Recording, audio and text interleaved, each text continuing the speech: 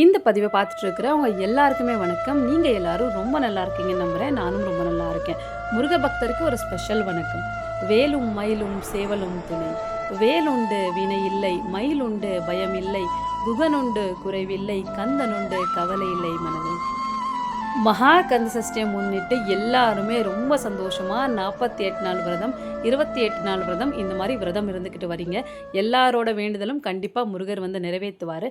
இது போக ஒரு நாள் மட்டுமே நம்ம விரதம் இருப்போம், நம்மளால் 48 நாள் விரதம் இருக்க முடியல அப்படின்றவங்க எந்த மாதிரி இந்த விரதத்தை வந்து துவங்கலாம், நம்ம வந்து எப்படி முடிக்கணும் அப்படின்றத பற்றி இந்த பதிவில் முழுசாக தெரிஞ்சுக்கலாம் வாங்க. கந்த சஷ்டியோட 6வது நாள் தான் சூரனை வந்து சம்ஹாரம் செஞ்ச ஒரு திருநாள். அன்னைக்கு வந்து நம்ம விரதம் இருந்து வழிபட்டு வந்தோம் அப்படின்னா இந்த 48 நாள் பலன்கள், இந்த 6 நாள் 7 நாள் என்ன நம்ம விரதம் இருக்கோமோ அதனோட முழு பலன் இந்த ஒரே ஒரு நாள் நம்ம விரதம் இருந்தாலும் நமக்கு கிடைக்கும். அப்பேற்பட்ட மகா கந்தசஷ்டி திருநாள் வந்து நமக்கு 27ஆம் தேதி வருது, திங்கட்கிழமை வருது. அன்னைக்கு முழுக்கமே நமக்கு சஷ்டி விரதம் வந்து இருக்கலாம். ஏன்னா சஷ்டி திதி வந்து அன்னைக்கு முழுக்க நமக்கு இருக்கும். தொடர்ந்து விரதம் இருந்தவங்க சேம் அங்கே எப்படி பண்ணுறாங்களோ அதை அப்படியே வந்து கண்டினியூ போய்க்கலாம். அவங்களுக்கு வந்து தொடர்ந்து 6 நாள் நிறைவு சூரசம்ஹாரம் முடிஞ்சாலும் அடுத்த நாள் திருக்கல்யாணம் செஞ்சுட்டு தான் அவங்களோட விரதம் வந்து முடிக்கிற மாதிரியாக இருக்கும். நம்ம ஒரே ஒரு நாள் தானே இந்த விரதம் இருக்கும், நமக்கு இதுக்கு உண்டான பலன் வந்து முருகர் தருவாரா அப்படின்னு நீங்கள் கேட்டிங்க அப்படின்னா, நம்ம 48 நாள் விரதம் இருந்தாலும் 6-7 நாட்கள் விரதமாக இருந்தாலும் ஒரு நாள் இந்த மகா கந்த சஷ்டி அன்னைக்கு நம்ம முழுக்க முருகருக்காகவே விரதம் இருந்து அவங்கள நினச்சி உள்ள முருகி மனசார நம்மளோட வேண்டுதல் என்ன இருக்கோ அதை வச்சோம் அப்படின்னா கண்டிப்பாக அவங்களுக்கு என்ன பலன் கிடைக்குமோ அதே பலன் தான் உங்களுக்கும் கிடைக்கும். எந்த கவலையும் வேண்டாம், நம்பி இந்த விரதத்தை வந்து நீங்கள் துவங்கலாம். இந்த 48 நாள் விரதம் இந்த மாதிரிலாம் அவங்கவுங்க எப்படி இருந்திருப்பாங்கன்னு எனக்கு தெரியல. முடிஞ்ச அளவுக்கு டிவியை பார்த்துக்கிட்டு, இன்ஸ்டாகிராம் ரீல்ஸை பார்த்துட்டு, நெட்ஃப்ளிக்ஸில் படத்தை பார்த்துட்டு, காலையிலையும் மாலையிலும் தீபம் ஏற்றிட்டு இந்த மாதிரி விரதம் இருக்கிறவங்க ஒரு பக்கம் அப்படின்னா, உள்ளமோடு முருகரை நினச்சி விரதம் இருந்தவங்களும் இருக்காங்க. ஸோ நம்ம இந்த ஒரு நாளாவது அட்லீஸ்ட் ஒரு நாளாவது முருகருக்காக முழுக்க முருகரை பற்றி மட்டுமே நினைக்கிற ஒரு நாளாக விரதம் இருந்து பாருங்கள். அதனோட பலனை வந்து நீங்கள் கண்டிப்பாக கண்கூடாக பார்ப்பீங்க. ஏன் இவ்வளோ இதை வந்து உருக்கமாக சொல்கிறேன் அப்படின்னா, இந்த மகா கந்த சஷ்டியோட பலன் எனக்கு வந்து மனதார கிடச்சிருக்கு. அதனால தான் உங்களுக்கும் அந்த பலன் வந்து கிடைக்கட்டும் அப்படின்றதுனால இந்த பதிவே நான் போடுறேன்.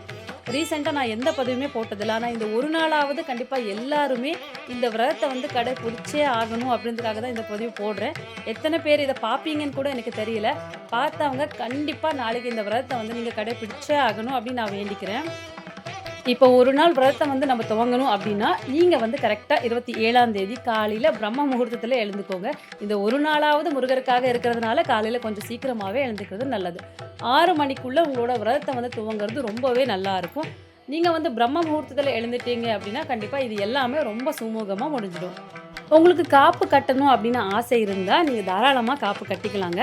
காப்பை வந்து வீட்டில் யார் பெரியவா இருக்காங்களோ அவங்கக்கிட்ட வந்து கட்டிக்கோங்க. யாருமே இல்லை, நம்ம கணவர் மனைவி மட்டும்தான் இருக்கோம் அப்படின்னா நீங்கள் மாற்றி காப்பு வந்து கட்டிக்கலாம். காப்பு கட்டலை அப்படின்னாலும் ஒன்றும் பிரச்சனை இல்லை. அதுக்கப்புறம் இந்த ஒரே ஒரு நாள் தான் நம்ம விரதம் பண்ண போகிறோம், கலசம் வைக்கலாமா அப்படின்னு கேட்டிங்கன்னா, உங்கள் வீட்டில் விக்கிரகம் இருக்குது அப்படின்னா நீங்கள் கலசம் வச்சு வழிபடலாம், இன்னுமே சிறப்பாக இருக்கும். இல்லை படம் மட்டும்தான் இருக்குது அப்படின்னா வேணாம் தான் நான் சொல்லுவேன். முடியும் நம்மளால் அன்றைக்கி ஒரு நாளாவது நம்ம கலசம் வச்சே பார்க்கணும் அப்படின்னா தாராளமாக நீங்கள் வந்து கலசம் வச்சு வழிபாடு செய்யலாம். 6 மணி காலையில் 6 மணிக்குள்ளேயே நீங்கள் காப்பு கட்டிக்கிட்டு உங்களோட விரதத்தை வந்து தாராளமாக ஆரம்பிக்கலாம். முருகரை வந்து செப்பரேட்டாக நீங்கள் கும்பிட்டாலும் சரி, இல்லைனா சாமி ரூமில் கும்பிட்டாலும் மற்ற எல்லா தெய்வங்களோட ஃபோட்டோக்கும் அலங்காரம் பண்ணிவிட்டு முருகருக்கு கொஞ்சம் விசேஷமானே கூட நீங்கள் அலங்காரம் பண்ணலாம். சிவப்பு கலரில் பூ கிடைச்சா இன்னுமே சிறப்பாக இருக்கும். வில்வ இலை கிடச்சிது அப்படின்னா அதையும் நீங்கள் தாராளமாக வச்சு வழிபாடலாம். இன்னுமே சிறப்பான பலன்கள் அன்றைக்கி உங்களுக்கு கண்டிப்பாக உண்டு. காலையில் நைவேத்தியம் என்ன வைக்கலாம் அப்படின்னு பார்த்தீங்கன்னா, பால் நாட்டு சர்க்கரை வச்சா போதும், இல்லைனா தேன் தினை மாவு கூட நம்ம வச்சுக்கலாம். ரொம்ப எளிமையாக கூட நம்ம வந்து வச்சுக்கலாம். ஏன்னா அன்றைக்கி முழுக்க நம்ம சாப்பிட மாட்டோம். விரதம் அப்படின்னு சொன்னாலே அது உபவாசம் தான். அட்லீஸ்ட் அன்றைக்கி ஒரு நாளாவது முழுக்க நம்ம வந்து உபவாசம் இருந்தே ஆகணும். ஆனால் தண்ணியை வந்து தாராளமாக குடிங்க, கண்டிப்பாக குடிங்க. தண்ணிக்கு எந்த விதமான தோஷமும் கிடையாது. 7 நாள் பட்னியாக இருக்கிறது கஷ்டமாக இருக்கலாம், 48 நாள் வந்து ஒரு பொழுது சாப்பிட்றது கஷ்டமாக இருக்கலாம். ஆனால் ஒரே ஒரு நாள் நம்ம மனசும் சரி உடம்பும் சரி முருகருக்காக மட்டுமே இருக்கணும் அப்படின்னா இந்த உபவாசம் கூட தேவை. உபவாசம் இருக்கிறதுனால பார்த்தீங்கன்னா முருகர் வந்து நமக்கு தரிசனம் தந்துடுவாரா அப்படின்னு கேட்டிங்கன்னா அதெல்லாம் கிடையாது. விரதத்தோட ஒரு பங்கு தான் இந்த உபவாசம். உபவாசம் மட்டுமே விரதம் கிடையாது. இந்த உபவாசம் தாண்டி இன்னும் நிறைய விஷயங்கள் இருக்குது. அதெல்லாம் கம்ப்ளீட்டாக செஞ்சால் மட்டும்தான் இதனோட பலனே நமக்கு கிடைக்கும். ஆனால் இதுக்கு ஒரு மார்க்கமாக தான் இந்த உபவாசம் இருக்க போகுது.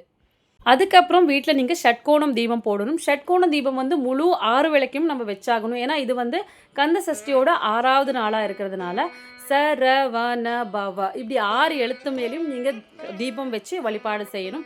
தீபம் வச்சுட்டு 108 முறை ஓம் சரவண பவ அப்படின்னு சொல்றது ரொம்பவே சிறப்பா இருக்கும். இது வந்து அந்த ஷட்கோண தீபத்துக்கு ஒரு சக்தியை தரும். உங்களுக்கும் ஒரு நிறைய பாசிட்டிவ் அந்த ஆற்றல் வந்து கண்டிப்பா கிடைக்கும்.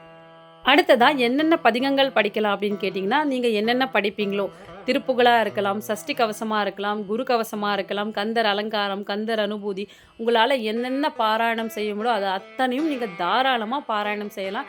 கந்த சஷ்டி கவசத்த 36 முறை நம்ம சொன்னாலும் ரொம்பவே சிறப்பா இருக்கும். உங்களால என்ன முடியுதோ அத வந்து தாராளமா செய்யுங்க. உபவாசம் இருந்தா கடவுள் வருவாரா, வரமாட்டாரான்னு எனக்கு தெரியல. ஆனா இந்த மாரி பாராயணம் செஞ்சீங்க செய்ய செய்ய பார்த்தீங்கன்னா, கடவுளோட ஆற்றலை அவரு இருக்கிறத வந்து உங்களால கண்டிப்பா உணர முடியும் அப்படின்னு நான் நம்புறேன். சும்மா தீபத்த ஏத்துட்டு ஒரு 5 நிமிஷம் முருகர் முன்னாடி உட்காந்துட்டு "பார்த்துக்கோ முருகா" அப்படின்னு எழுந்து போறதுனால ஒண்ணுமே நடக்க போறதில்ல. ஒரு 45 நிமிஷமாவது கடவுள் முன்னாடி உட்காருங்க. பாராயணம் செய்யுங்க. முடிஞ்சா பாடல பாடுங்க. முருகருக்கு பாட்டு அப்படின்னா ரொம்ப ரொம்ப பிடிக்குமா? முருகர புகழ்ந்து ஒரு 4 பாட்டு உங்களால பாட முடியுது அப்படின்னா கண்டிப்பா பாடுங்க. ரொம்ப ரொம்ப விசேஷமான பலன்கள் இந்த பாடலுக்கே உண்டு. மெயின் கண்டிஷன் ஒண்ணு இருக்கு. என்ன அப்டின்னா, இந்த நாள் முழுக்க முழுக்க Instagram ரீல பார்த்துட்டோ, இல்லன்னா ஏதாவது படத்த பார்த்துட்டோ இந்த மாரி வீண் பண்ணாதீங்க. வேலைக்கு போறீங்க அப்டின்னா பரவால்ல. வேலை செஞ்சுக்கிட்டே உள் மனசுல முருகா, முருகா அப்டின்னு நெனச்சுக்கிட்டே இருங்க. நம்ம வீட்ல தான் இருக்கோம் அப்டின்னா, முழுக்க முழுக்க முருகர் பத்தி மட்டுமே நினைங்க. நீங்க என்ன வேலை செஞ்சாலும் முருகர் மட்டும் தான் உங்க கண்ல இருக்கணும். அந்த அளவுக்கு நீங்க முருகர நம்பி இந்த விரதத்த நீங்க செய்யணும். யாரோ சொன்னாங்க நான் செய்றேன் அப்டின்னுலாம் இல்லாம, முருகருக்காக இந்த நான் விரதம் இருக்கேன். அவரோட அருள் மட்டும் எனக்கு போதும் அப்டின்னு நினைச்சவங்க கண்டிப்பா முழுக்க முழுக்க முருகா அப்படின்னே இருங்க. கண்டிப்பா வேற மாதிரியான பலன்கள் கண்டிப்பா உங்களுக்கு கிடைக்கும். அடுத்ததா மாலையில நம்ம சூரசம்ஹாரம் வந்து திருச்செந்தூர்ல 4 மணி 30 நிமிஷத்துக்கு மேல தான் துவங்கும்.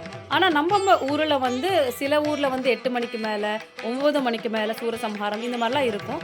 உங்களோட ஊர்கிட்ட நீங்க கேட்டு பாருங்க எப்போ வந்து சூரசம்ஹாரம் ஸ்டார்ட் ஆகும் அப்படின்னு. நமக்கு தெரியல நம்ம வீட்ல தான் இருக்கோம் அப்படின்னா திருச்செந்தூரையே நீங்க கணக்கா எடுத்துக்கிட்டு 4:30க்கு மேல முழுக்க முழுக்க முழு சூரசம்ஹாரத்தையும் பாருங்க.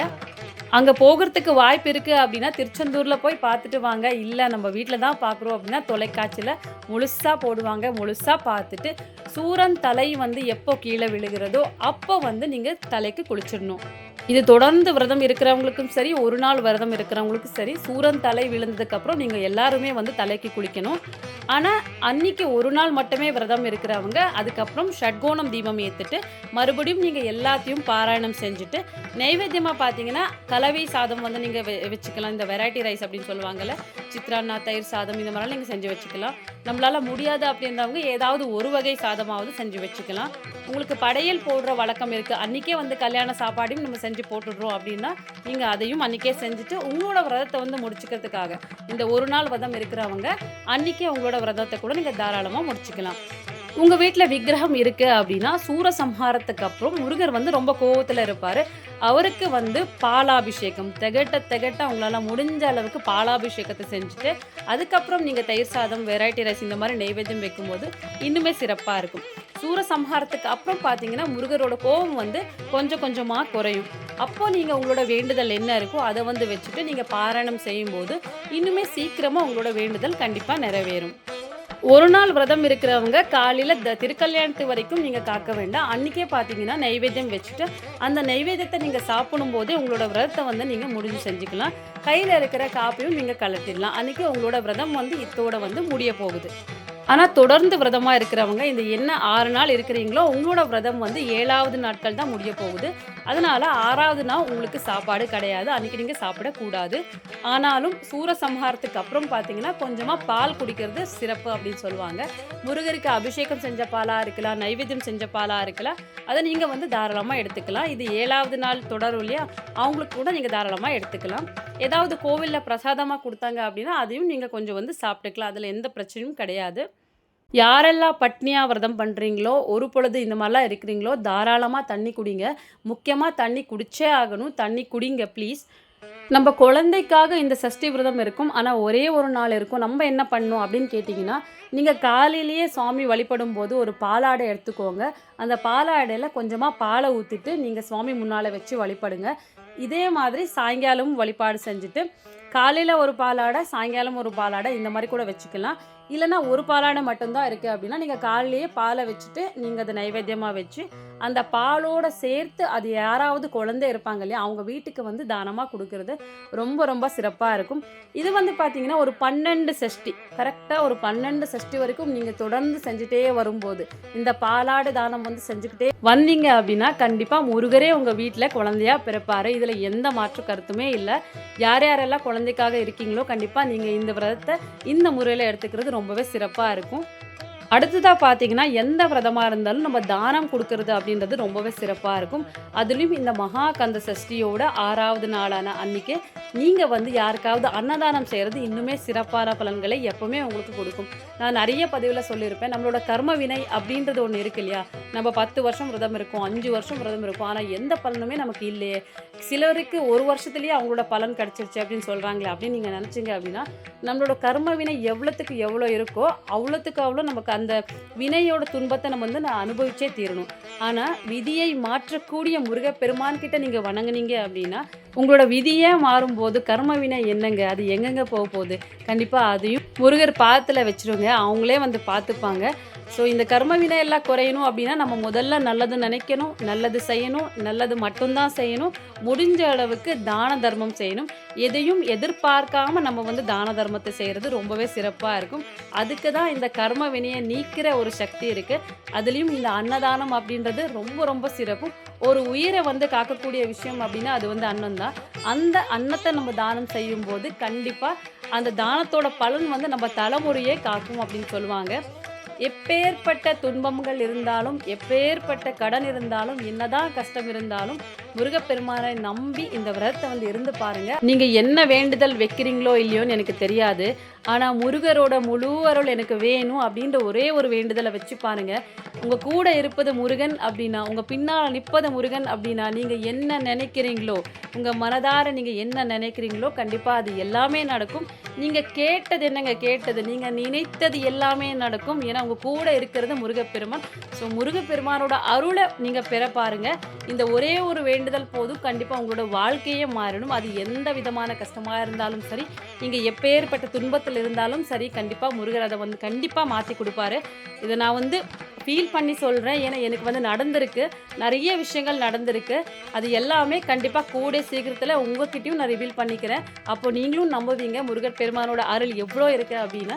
ஏன்னா அது வந்து எனக்கு அவ்வளோ சந்தோஷம் கொடுத்த ஒரு விஷயம். போன கந்த சஷ்டியில் நான் வந்து வச்ச வேண்டுதல் இந்த கந்த சஷ்டிக்குள்ளேயே ஆல்மோஸ்ட் முடிஞ்சிடுச்சு, கொஞ்சம் தான் இருக்குது. அது முடிஞ்சதுக்கப்புறம் அதையும் நான் சொல்கிறேன் என்ன அப்படின்னு. என்னோட வாழ்க்கையோட வழி நான் இப்படி தான் போகணும், இந்த வழியில் தான் போகணும் அப்படின்னு சொல்லி கொடுத்ததே முருகர் தான். ஏன்னா அவர் சொல்ல சொல்ல சொல்ல தான் எல்லாமே எனக்கு நடந்திருக்கு. நான் நினச்ச மனசில் இப்போ என்ன நினைக்கிறேனோ அதுவே எனக்கு நடந்துடும். ஒரு பாசிட்டிவ் விஷயம் நான் நினைக்கிறேன் இப்படி இருக்கக்கூடாதா அப்படின்னு, அது எத்தனையோ தடவை எனக்கு நடந்திருக்கு. அந்த அளவுக்கு முருகப்பெருமான் வந்து நம்ம கூட இருக்கும்போது எல்லாமே நமக்கு நல்லது நடக்கும். அவர் கூட இருந்தாலே போதும், அவ்வளோ நமக்கு நல்லது நடக்கும். ஸோ இந்த மாதிரி விரதமெல்லாம் செய்யும்போது நம்ம தெரியாமல் முருகா அப்படின்னு சொல்லிட்டாலே முருகர் வந்து நம்ம கேட்டது எல்லாமே கொடுப்பாராம். நம்ம நினச்சி இந்த மாதிரி மனம் உருகி அவரோட பாதத்தை பிடிச்சிட்டு கேட்கும்போது ஏங்க நமக்கு கொடுக்க மாட்டார், கண்டிப்பாக கொடுப்பாரு. நம்பி வழிபடுங்க, நல்லதே நடக்கும். இந்த பதிவு கண்டிப்பாக உங்கள் எல்லாருக்குமே ரொம்ப பயனுள்ளதாக இருந்திருக்கு அப்படின்னு நான் நம்புகிறேன். இந்த பதிவை உங்களோட ஃப்ரெண்ட்ஸ் ரிலேட்டிவ்ஸ் எல்லாருக்குமே ஷேர் பண்ணுங்கள். எல்லாருமே இந்த விரதத்தை வந்து கடைப்பிடிக்கட்டும். கண்டிப்பாக நீங்கள் நினச்சது, உங்கள் மனசில் இருக்கிறது, உங்களோட வேண்டுதல் எல்லாமே முருகர் வந்து நிறைவேற்றி கொடுப்பாரு. அவர் நிறைவேற்றி கொடுக்கட்டும் அப்படின்னு நானும் உங்கள் கூட சேர்ந்து வேண்டிக்கிறேன். நல்லதே நினைங்க, கண்டிப்பாக நல்லது நடக்கும். இந்த மகா கந்த சஷ்டி விரதம் 2025 நீங்கள் என்ன வேண்டுறீங்களோ கண்டிப்பாக அடுத்த கந்த சஷ்டிக்குள்ளேயே எல்லாமே நடக்கும். இது கண்டிப்பாக உறுதி, இதில் எந்த மாற்று கருத்துமே இல்லை. நம்பி வழிபடுங்க, அவ்வளோதான். இந்த பதிவு உங்களுக்கு பிடிச்சிருந்தது அப்படின்னா கண்டிப்பாக ஒரு லைக்கை தட்டி விட்டுருங்க. அது எனக்கு ரொம்பவே மோட்டிவேட்டடாக இருக்கும். இதே மாதிரி இன்னும் நல்ல பதிவில் உங்களை சந்திக்கிறேன். அது வரைக்கும் உங்களிருந்து விடை பெறுகிறேன். நன்றி, வணக்கம்.